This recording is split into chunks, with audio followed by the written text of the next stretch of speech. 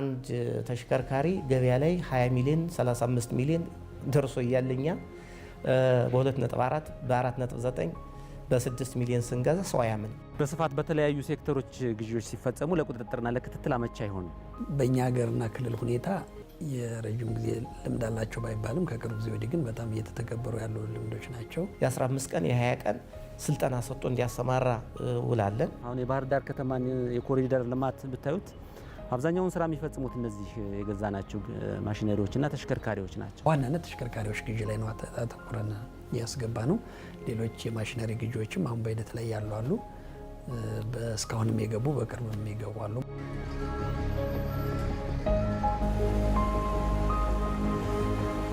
ከዜጎች ከግብርና ከተለያዩ የገበያ ርስቶች የተሰበሰበ ገንዘብን መልሶ ለሀገር ልማት የመዋሉ ሂደት ያለ የነበረና የሚቀጥል ነው።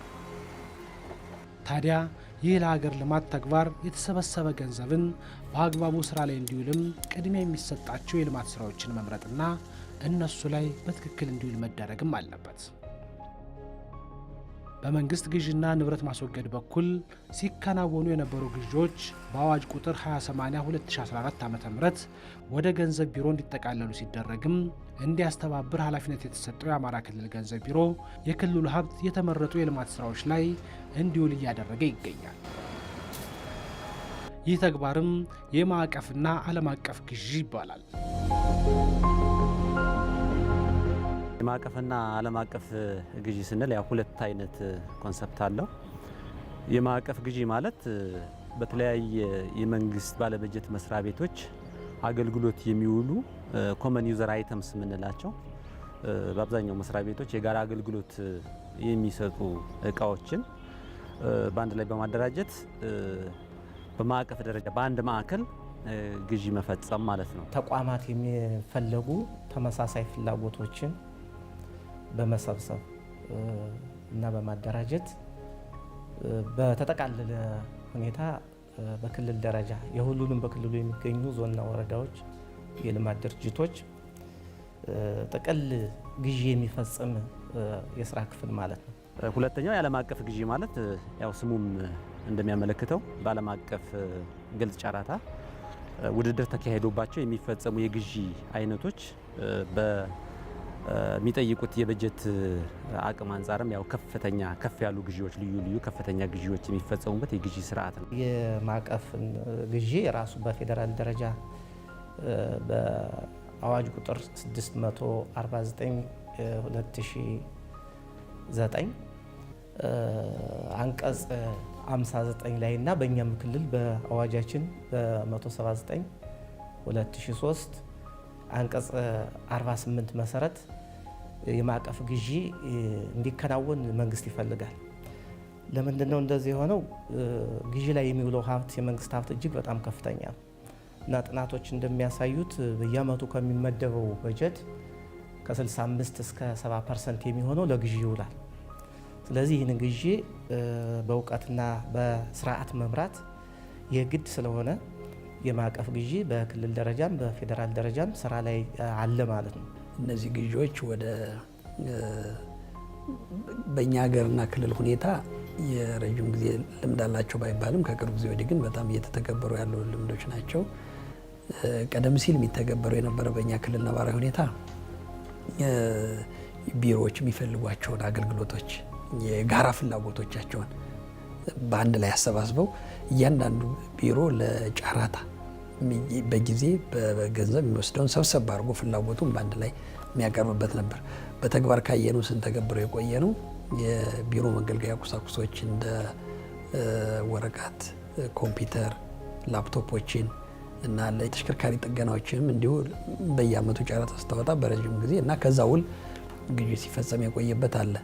ከቅርብ ጊዜ ወዲህ በሰው ኃይል አቅም ውስንነትም በሰው ቁጥርም ውስንነትም እና እንደገና ደግሞ ተቋማት የመግዛት አቅማቸው እያደገ ስለመጣ በተቋማት የሚሸፈኑ ግዢዎችን ወደ ታች ማውረድ፣ ዞኖችን በራሳቸው እንዲገዙ፣ ቢሮዎች በራሳቸው እንዲገዙ በማድረግ አሁን ከሞላ ጎደል አብዛኞቹ ግዢዎች በቢሮዎች፣ በዞኖች፣ በወረዳዎች የሚፈጸሙበት ሁኔታ አለ። 6 አይነት ተለይተው የተሰጡ የግዢ አይነቶች አሉ። እነዚህን ግዢዎች በማደራጀት ነው በማዕቀፍ ደረጃ ግዢ ተፈጽመው ተጠቃሚ ተቋማት እንዲጠቀሙባቸው ወይም አገልግሎቱን እንዲያገኙ የሚደረገው። ክልሉ መንግስት የውክልና የሰጠው ገንዘብ ቢሮ በማዕቀፍ ግዢ የሚካተቱትን አይነቶች ወስኖ በእነዚህ ላይ ግዢ እንዲፈጸም ያደርጋል ማለት ነው እና ማዕቀፍና ዓለም አቀፍ ግዢ የተባለበት ምክንያት ደግሞ ኢኮኖሚያዊ ጠቀሜታቸው ከፍተኛ የሆኑትን ግዢዎች ነው የምንፈጽመው እና አብዛኞቹ ደግሞ በእኛ ሀገር አቅራቢዎች የማይሸፈኑ አሉ፣ በውጭ አቅራቢዎች የሚሸፈኑ። ስለዚህ የዓለም አቀፍ ግዢም እንፈጽማለን ማለት ነው እና ለዚያም የማዕቀፍና ዓለም አቀፍ ግዢ ተብሎ ስሙ ተሰይሟል ማለት ነው። በክልሉ መንግስት በማዕቀፍና ዓለም አቀፍ ግዢ ዘርፍ እየተፈጸመ ያለ በተለይ የተሽከርካሪ ግዢዎች አሁን በዚህ ነው የሚፈጸሙት። የማሽነሪ ግዢዎች በዚህ ይፈጸማሉ። ሌሎች በቀላሉ የማይገኙ የግዢ አይነቶች እና ብዙሃን ሰብሰብ ብለው በአንድ ላይ መግዛት ያለባቸው በኢኮኖሚያዊ ጠቀሜታ በጊዜም በወጭም ባላቸው ጥቅም ምክንያት ይፈጸማሉ። አሁንም በዚህ ረገድ በዋናነት ተሽከርካሪዎች ግዢ ላይ ነው አተኩረን ያስገባ ነው። ሌሎች የማሽነሪ ግዢዎችም አሁን በሂደት ላይ ያሉ አሉ። እስካሁንም የገቡ በቅርብ የሚገቡ አሉ ማለት ነው። ከዚህ ቀደም ይፈጠሩ የነበሩ ክፍተቶችን ለማስተካከል እንደ ጅምር እየተከናወነ ያለው የማዕቀፍ ግዢ በክልል ቢሮዎች፣ በዞኖችና በዋና ዋና ከተሞች እየተከናወነ ሲሆን በቀጣይም በወረዳዎችና ከተማ አስተዳደሮችም ጭምር የሚተገበር አሰራር ነው። እንደ አጠቃላይ ግዢዎቹ በተበታተነ መንገድ በተለያዩ ተቋማት፣ በወረዳዎች፣ በዞኖች ሲፈጸሙ እያጋጠሙና እየታዩ ያሉ ችግሮች በዋናነት አንደኛው መንግስትን ተጠቃሚ ያላደረጉ ግዢዎች መፈጸማቸው ነው። ይህንን ከምን አንጻር መግለጽ ይቻላል? የመጀመሪያው ከዋጋ አንጻር ነው። አንድን እቃ በተለያየ ዋጋ በተለያዩ ሴክተሮች ላይ የሚፈጸሙበት ሁኔታ አለ። ሁለተኛው የጥራት ደረጃው አንድን እቃ በተመሳሳይ ጥራት ባለው ስፔሲፊኬሽን አውጥቶ ከመግዛት ይልቅ ያው ከልምድ ማነስም የሚመጡ ችግሮች ጋር ተያይዞ የተለያዩ ጥራት የጎደላቸው እቃዎች ግዢ ተፈጽሞ የሚገኝበት ሁኔታ ነው ያለው። ተጠቃሚዎቻችን የክልልና እስከ ወረዳ ድረስ ያሉትን በተለይ እነዚህ ከበድ ያሉትንና እውቀት የሚጠይቁ በተጠቃለለ መንገድ ቢገዙ ደግሞ መንግስትን ተጠቃሚ ሊያደርጉ የሚችሉ አይነቶችን ብለናል ቅድም። ስለዚህ መጀመሪያ ፍላጎታቸውን እንዲያመጡ እናሳውቃለን። ራሳቸው አቅም ያላቸውና ስፔሲፊኬሽን ማዘጋጀት የሚችሉ እቃውን ማወቅ የሚችሉ ሰብሰብ አድርገው የጊዜ ገደብ ሰጠን እንዲያመጡ እናደርጋለን። በዚያ ጊዜ ገደብ መሰረት እንዲያመጡ እኛ ድጋፍ እናደርጋለን። የሚቸግራቸው ነገር ካለ እስከታች ድረስ በስልክም በአካልም አዘጋጅተው በአግባቡ እንዲያመጡና እንዳንቸገር ውስብስብ እንዳይሆንና ግልጽ አቅራቢዎች ሊረዱት የሚችሉትን ስፔሲፊኬሽን እንዲዘጋጅ ድጋፍ አድርገን ወደኛ ይመጣል ማለት ነው። ያ ከመጣ በኋላ ያንን እኛ እናደራጃለን። የጊዜ ገደብ አለ። በጊዜ ገደብ ተገድቦ ነው እንዲያመጡ ብናደርግ ከዚህ በፊት ባለን የዋጋ ግምት ተነስተን ግምት እንሰጣቸውና በዚያ ልክ ገንዘብ እንዲያስገቡ እናደርጋለን። ጎን ለጎን ደግሞ የጨረታ ዶክሜንቴሽን ስራ እንሰራለን ማለት ነው። በአብዛኛው በማዕቀፍ ደረጃ ግዢዎች ሲፈጸሙ በተጠቃለለ በአንድ ጊዜ ርክክብ ተፈጽሞ ለተጠቃሚዎች የሚተላለፍ በመሆኑ በተለይ የመዘግየትን ለመንግስት ስራ የሚያገለግሉ ቁሳቁሶች በተፈለገበት የጊዜ እና ወቅት ያለመድረስ ሁኔታዎች ነበሩ። እነዛን ማስቀረት የተቻለበት ሁኔታ ነው ያለው። ፕላስ ቱዛት አጠቃላይ እንደ ማዕቀፍ ደግሞ ግዢዎች ተሰባስበው በአንድ ሲፈጸሙ ኢኮኖሚካሊ አዋጪ የሆኑ ዋጋዎችን ማግኘት ይቻላል።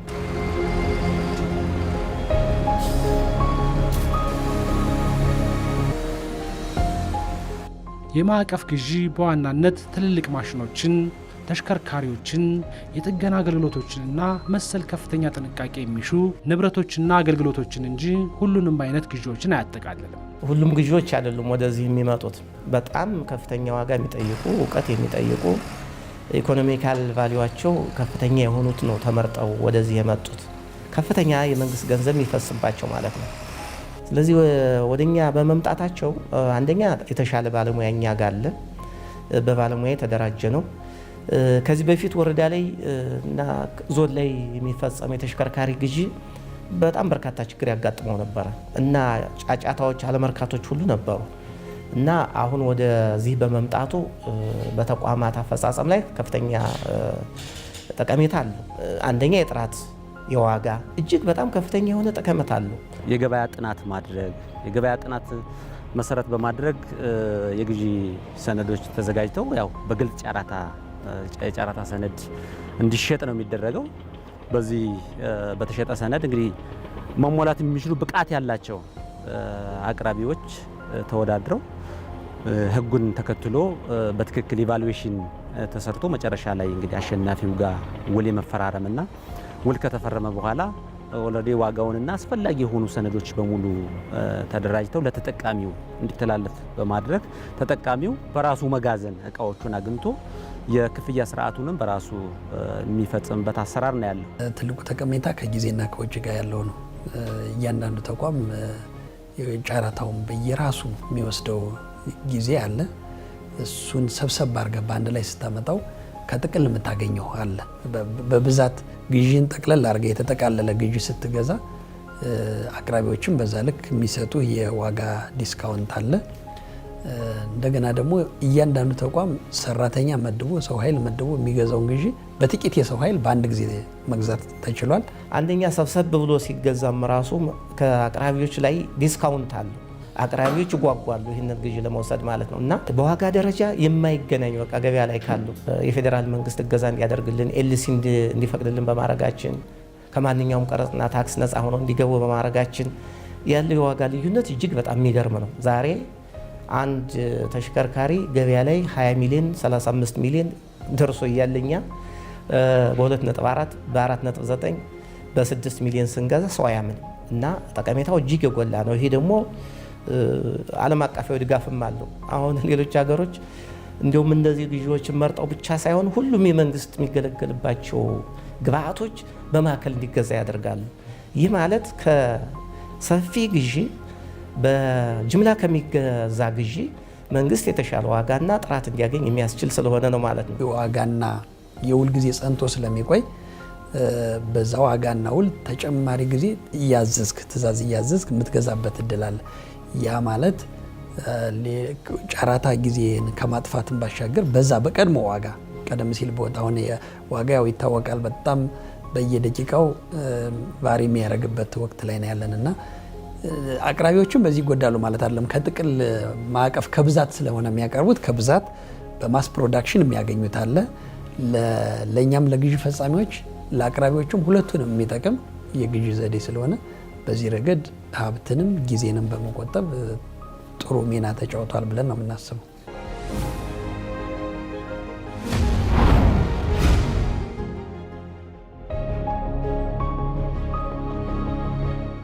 የክልሉ ገንዘብ ቢሮ ግዢዎችን በግልጽ ወይም በውስን ጨረታ አሊያም በቀጥታ ግዢ ያከናውናል። ይህ አሰራር የየራሱ ጠቀሜታ ያለው ሲሆን አፈጻጸሙም እንደተፈለገው ዕቃና አገልግሎት ሊወሰን ይችላል። እኛ የምንከተለው ይሄ ግልጽ ጨረታ ነው። ግልጽ ጨረታ ቅድም እንዳልሁ ከስጋት ነፃ የሆነ ሁሉም የሚያዩት የመንግስትን አማራጭ የሚያሰፋ የንግዱን ማህበረሰብ ደግሞ እኩል ተሳታፊ ግብር ከፋይ ስለሆነ እኩል ተጠቃሚ የሚያደርግ አድሎ የሌለበት ስለሆነ ግልጽ ጨረታን ዘዴ ነው የምንከተለው። ነገር ግን አንዳንዴ ደግሞ ከዛ ውጭ እንድትሄድ የሚያደርጉ ነገሮች አሉ እና እንግዲህ አሁን ቀጥታ ግዢም ውስን ጨረታም እንጠቀማለን። ግን ዋናው እንትናችን ግልጽ ጨረታ ነው በስራ ላይ የምናውለው ማለት ነው።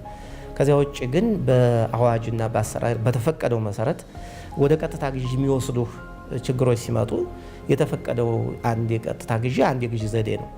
ህግ ከሚፈቅደው ውጭ ሌሎችን የግዢ ዘዴዎች አንጠቀምም። ዋናው የኛ እንትናችን ግልጽ ጨረታ የግዢ ዘዴ ነው ማለት ነው። አብዛኛው ግዢ ጋር ተያይዞ ችግሮች የሚፈጠሩት መመሪያን ያልተከተለ ግዢ በመፈጸም ነው። ስለዚህ እነዚህ ግልጽ የሆኑ ይሄ የማዕቀፍ ግዢው የሚከተለው የመጀመሪያው የግልጽ ጨረታ የስርዓት ሂደትን ነው። ስለዚህ ግልጽ ጨረታን ተከትሎ መመሪያን ተከትሎ የሚፈጸም በመሆኑ በተለይ ከዚህ ከብልሹ አሰራር ጋር ተያይዞ ከሙስና ጋር ተያይዞ የሚፈጸሙ ችግሮችን ለመቅረፍ ሁነኛ መሳሪያ ነው ማለት ነው።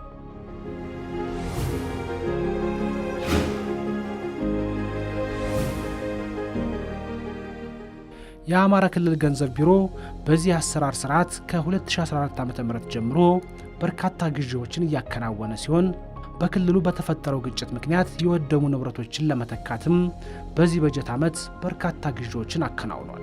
አሁን ያሉ ዓለም አቀፍና ሀገር አቀፍ ነባራዊ ሁኔታዎችን ማዕከል አድርጎ የአሰራር ስርዓቱን ከማዘመን ጋር ተያይዞ አሁን አሰራሮቹ ከዚህ በፊት ከ2014 እና 2015 የፈጸምናቸውን ግዢዎች ውጤታማ ከማድረግ ባለፈ አሁን 2018 ላይ በአዲስ አሰራሩ ተፈትሾ እንደገና አዳዲስ አደረጃጀቶች ተፈጥረውለት በአዲስ ወደ ስራ ለመግባት በሂደት ላይ እየተሄደበት ነው ያለው። በተለይም በሰሜኑ ጦርነት ባስከተለው ዘረፋና ውድመት እነዛን መልሶ ለመተካት እና ያው የመንግስት ተቋማትን ተመልሶ ወደ ስራ ለማስገባት 943 የሚሆኑ ጥቅል ተሽከርካሪዎች ግዢ ተፈጽሟል። ከነዚህ ውስጥ 497 ተሽከርካሪዎች እንግዲህ አሁን ያጋጠመ የነበረውን የውጭ ምንዛሬም ከብሔራዊ ባንክና ከኢትዮጵያ ንግድ ባንክ ጋር በመነጋገርና ችግሩን አሳማኝነት በማስገንዘብ የገንዘብ ሚኒስቴርም የተለያዩ ማበረታቻዎችን በተለይ ከዚህ ከቀረጥ ጋር ተያይዞ ከቀረጥ ነፃ እንዲገቡ ፕላስ አዳዲስ የወጡ እነዚህ የኤክሳይዝ ታክስ እና የማህበራዊ ልማት ቀረጥ ታክስ የሚባሉ ጭምር ክልሉ ያው በተፈጠረው ነገር ተጎጂም ከመሆኑ ጋር ተያይዞ በነፃ እንዲገቡ በማድረግ ምሳሌ ባነሳለህ አንድ ደብል ካፕ ኖርማል ቀረጥን እና ታክሱን ጨምሮ ገበያ ላይ ያለው አሁን ወደ 22 ሚሊዮን ነው። ኦልሬዲ እኛ ግን እነዚህ ቅድም ያልኩህን እነዚህ ቀረጦችን ታክሶችን ምኖችን በተደረገልን ድጋፍ በ4.9 ሚሊዮን ብር ግዢ ፈጽመን ርክክብ የፈጸምንበት ሁኔታ ነው ያለው። 14 የውሃ ቦቴዎች፣ 69 የተለያዩ የወደሙ ማሽነሪዎች ከትልልቁ ዶዘር ተነስቶ አስፓልት ፕላንቶች፣ ግሬደሮች፣ ሎደሮች የመሳሰሉት ግዢ ተፈጽመው ርክክብ ያደረግንበትና ተቋሞቻችን ወደ ስራ ወደ ልማት እንዲገቡ እገዛ የተደረገበት ሁኔታ ነው ያለው። በተለይ ዓለም አቀፍ ግዢ የውጭ ምንዛሬ ይፈልጋል። ክልሉ ደግሞ የራሱ የውጭ ምንዛሬ የለውም። ከፌዴራል መንግስት ጋር በመነጋገር ነው ይህን የሚያደርገው። አንዱ ለመጓተት እንደ ምክንያት የሚወሰደው ይሄ ነው። በእርግጥ በቅርብ ጊዜ ከገንዘብ ሚኒስቴር ጋር በመነጋገር እንዲሁም የኢትዮጵያ ንግድ ባንክ ከረዥም ጊዜ ምክክር በኋላ ከብሔራዊ ባንክ ጋር በተደረጉ ውይይቶች የውጭ ምንዛሬዎችን በማስፈቀድ በተለይም በሰሜኑ ጦርነት በርካታ ውድመት ስለደረሰና የእሱን ውድመት ማካካሻ የሚደረጉ አሁንም በውስጥ ግጭትም ለደረሱ ጉዳቶች እሱን ለማካካስ ከቀረጽ ነጻ ተሽከርካሪዎችን ለማስገባት በተደረሰው ከፌዴራል መንግስት ጋር በተደረገው ስምምነት በሂደት ላይ ያሉ ከዚህ በፊትም የገቡ አሉ። ገብተው ወደ ወረዳ ወደ ዞን እና ወደ በየሴክተሩ የተሰራጩ መኪኖች አሉ። አሁንም በመንገድ ላይ ያሉ አሉ። የፌዴራል መንግስቱ ባደረገልን ድጋፍ ያው ክልሉ በጣም እጅግ ተጠቃሚ የሆነበት ሁኔታ ነው ያለው። በዚህም ከፍተኛ ምስጋናችንን ለነሱም ገልጸናል። አሁንም በድጋሚ እናቀርባለን። የገቢዎችና ጉምሩክ ባለስልጣን በጣም ከፍተኛ ትብብር አድርገውልናል። ማሽነሪዎቹ እንግዲህ ያው አሁን የባህር ዳር ከተማን የኮሪደር ልማት ብታዩት አብዛኛውን ስራ የሚፈጽሙት እነዚህ የገዛናቸው ማሽነሪዎችና ተሽከርካሪዎች ናቸው። ከዚህ በፊት ይሄ ስራ የሚሰራው አንድ የመንግስት ግዢና ንብረት ማስወገድ የሚባል ተቋም ነበር የሚሰራው። ያን ተከትሎ ወደ ቢሮ መጥቶ 2014 ዓ.ም ስድስተኛውን ሀገራዊ ምርጫ ተከትሎ የቢሮ ተግባርና ኃላፊነት ሆነ። ያ ተቋም ዲዞልቭ አድርጎ ማለት ነው። ብሔራዊ ባንክ፣ ገንዘብ ሚኒስቴር በክልሉ ፕሬዚዳንት ጭምር ደብዳቤ እያጻፍነ ቅድሚያ ይሰጠናል። አሁን ክልሉ በህወሓት ጦርነት የተጎዳ ነው በመሆኑን ግንዛቤ ስለተያዘ ብሔራዊ ባንክ ይተባበረናል። ሂውጅ ገንዘብ ነው፣ ትልቅ ዶላር ነው የሚጠይቀው። ነገር ግን በአራት ፌዝ እየቀነሰ እንዲሰጠንና ግዢው እንዲፈጸም የክልላችን ፕሬዚዳንት ደብዳቤ ጽፈን ለብሔራዊ ባንክ ሰጠን። በዚያ መሰረት የኤልሲ ችግሩ ተፈቷል ማለት ነው። ፌዴራል ገንዘብ ሚኒስቴር ተሽከርካሪዎች ከማንኛውም ቀረጥና ነፃ ሆነው እንዲገቡ ወደ ክልሉ እንዲገዙ የኤልሲም ቅድሚያ እንድናገኝ አድርገው እንላል ማለት ነው። በዚህ አጋጣሚ ገንዘብ ሚኒስቴርና ብሔራዊ ባንክን ተቋሙንና ኃላፊዎችን ማመስገን ፈልጋለሁ። በተለይ ግዢ መጓተት አሁን ተቋማት በራሳቸው ተቋም ሲፈጽሙት ካልሆነ በስተቀር እኛ ከበጀት ዓመቱ ቀድመን የምንፈጽመው በመሆኑ አሁን እሱ ብዙም ችግር ሆኖ የሚቀጥል አይደለም። ኦልሬዲ የተሻገርነው ችግር አሁን የሚቀረን ምንድነው? 320 አካባቢ የሚሆኑ ቀላል ተሽከርካሪዎች በሂደት ላይ ያልተረከብናቸው ማለት ነው። ሁለተኛ ቴክኒክና ሙያ ኮሌጆች ጋር በተያያዘ ሁለት አቅራቢዎቻችን ከውጭ ነው የሚያመጧቸው እቃዎችን ፈቀደልን ብሔራዊ ባንክ ሂውጅ ካፒታል ስለሚጠይቅ ይህም በፌዝ ነው፣ በአራት ጊዜ ነው እንፈቅድላቸዋለን ያሉን። ወደ 300 ሚሊዮን ዶላር ነው። በጣም ግዙፍ ገንዘብ ስለሆነ በአራት ዙር አሁን አራተኛው ዙር ተፈቅዶልናል። ስለዚህ እነዚህ ተሽከርካሪዎች አሁን በአራተኛው ዙር ብሔራዊ ባንክ በሚሰጠን ኤልሲ ኤልሲ ተከፍቷል። ተሽከርካሪዎች ተመርተዋል።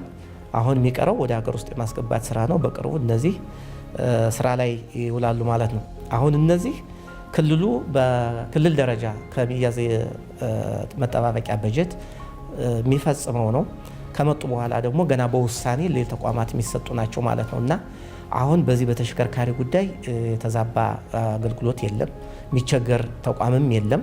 ቢኮዝ ገዝተን ሰጠነዋል። ቅድም ባሉት በ3 ዙር 401 ሚሊዮን ብር የሚያወጣ ለ36 አዳዲስ የሙያና ቴክኒክ ኮሌጆች ግዢ ፈጽመናል። አሁን እነዚህ 36 ኮሌጆች ያሉት አጠቃላይ የክልሉ የተለያዩ ዞኖችና ወረዳዎች ነው። እነዚህን እቃዎች ወስዶ በየወረዳዎቹ በየኮሌጆቹ ለማከፋፈል በጣም ከፍተኛ ችግር አቅራቢዎቻችን ገጥሟቸው ነበር። ነገር ግን ወረዳዎች፣ ዞኖች ከክልል ያሉ የጸጥታ ተቋማት ጋር ቅንጅት በመፍጠር ኦልሬዲ አሁን 98% የሚሆነው ግዢያችን በሚፈለገው ቦታ እንዲደርስ ተደርጎ እንግዲህ ለተፈለገለት አግባብ ወይም ዓላማ እንዲውል የማድረግ ሙከራ ተደርጓል።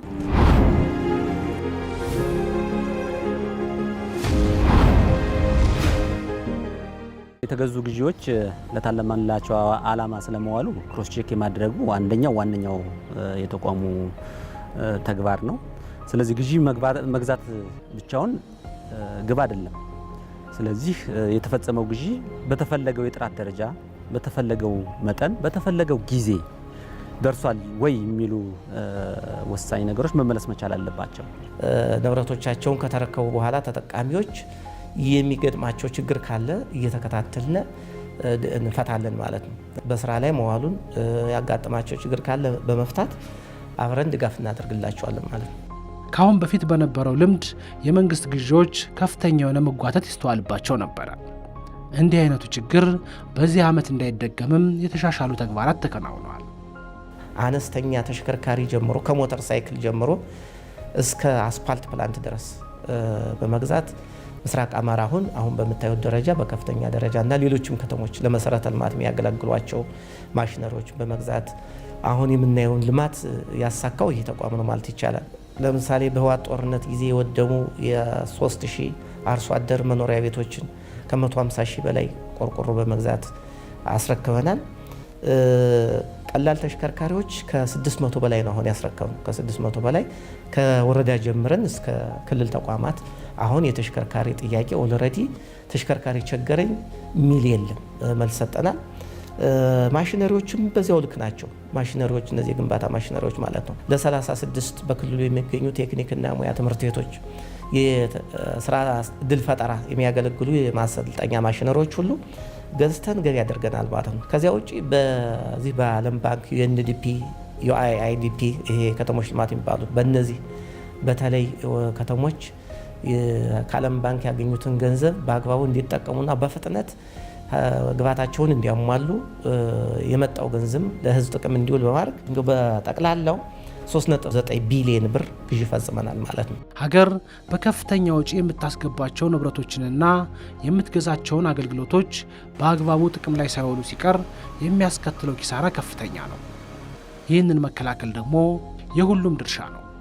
የመንግስት ተቀጣሪ የራሱን ንብረት የሚይዝበት መንገድና የመንግስት ተቋም የሆነ ንብረትን የሚይዝበት መንገድ እኩል ነው ማለት አይቻልም። ከዚህ አንጻር ቢሮው በየጊዜው የተለያዩ ስልጠናዎችን የግንዛቤ ለውጥ ሊያመጡ የሚችሉ ሁኔታዎችን እየፈጠረ በተለይ ደግሞ እነዚህ የእቃ ማለት የስቶር አያያዝ ላይ እነዚህ የካይዘን አሰራር ስርዓቶች ተግባራዊ እንዲሆኑ ለማድረግ ሙከራዎች አሉ። ሙሉ በሙሉ ግን ይሄ ችግር ተሻግረነዋል ማለት አይቻልም። እኛ የምንገዛቸው ማሽነሪዎች አቅራቢዎቻችን አሰልጥነው ነው ባለሙያ ወደ ስራ የሚያሰማሩት። ይህ ማለት ንብረታችን በአግባቡ እንድንይዝ ችግር ላይ እንዳንወድቅ ማለት ነው። አንዳንድ ዚህ ላይ የሚያጋጥሙ ነገሮች አሉ። እኛ አሰልጥነን ስሙን መረጃ ይዘን ተገቢ ስልጠና ተሰጥቶት ከሄደ በኋላ አንዳንድ ከተሞች ያንን ባለሙያ ትተው ሌላ ባለሙያ የሚያሰማሩበትና ያለ እውቀት ገብቶ ችግር የሚያጋጥምበት ያንንም እኛ በመሀል ገብተን የፈታንበት አለ እና መጀመሪያ የተገዛላቸውን መሳሪያ አውቀው እንዲጠቀሙበት አቅራቢው እንዳንድ ማንዳቶሪ እንዳንድ መመዘኛ ሆኖ ከመጀመሪያ ሲወዳደር የ15 ቀን የ20 ቀን ስልጠና ሰጥቶ እንዲያሰማራ ውላለን። በዚያ መሰረት አሰልጥኖ እንዲያሰማራ እናደርጋለን። ከዚያ ውጭ ደግሞ ተቋማት ሀብታቸውን በጥንቃቄ መያዝ ደግሞ ይጠበቅባቸዋል ማለት ነው እንጂ ይህን ያህል ሀብት ወጥቶበት የሄደን ማሽነሪ ያላግባብ ስራ ላይ የሚውል ከሆነ ችግር ይፈጠራል ማለት ነው እና በንብረት መመሪያችንና እንትናችን መሰረት ህጋችን መሰረት ተቋማት በጥንቃቄ ሀብታቸውን መያዝ አለባቸው። ህብረተሰቡም መንከባከብ አለበት። ህብረተሰቡም እገዛ ማድረግ አለበት። እንዲያ ስንሆን የገዛነው ሀብት በአግባቡ ለረጅም ጊዜ የሚያገለግልና የምንፈልገውን የመንግስት አገልግሎት እንድንሰጥ የሚያስችል ይሆናል።